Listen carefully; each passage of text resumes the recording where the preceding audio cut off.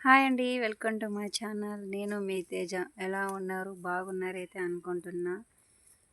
ఈరోజు పెద్దాయన ఒక మాట అడిగాడు.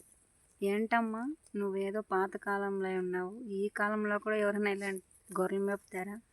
మామూలుగా ఏదైనా పనికి పోవచ్చు కదా! ఇవైతే కష్టం కదా! ఎండ అనేది లేదు, వాన లేదు, కష్టపడుతూ ఉండాలి అని.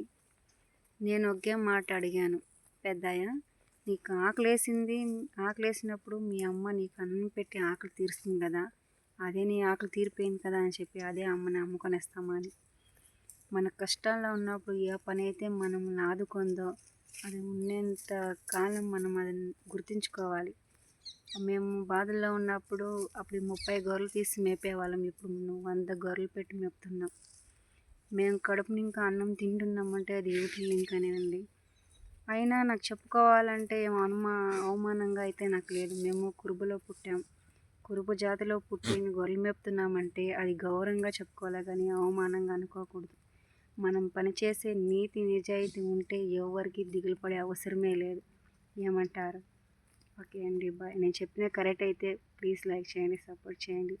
అలాగే ఎలా ఎలా అనేది మీరు కామెంట్ ద్వారా తెలియజేయండి. Okay, bye.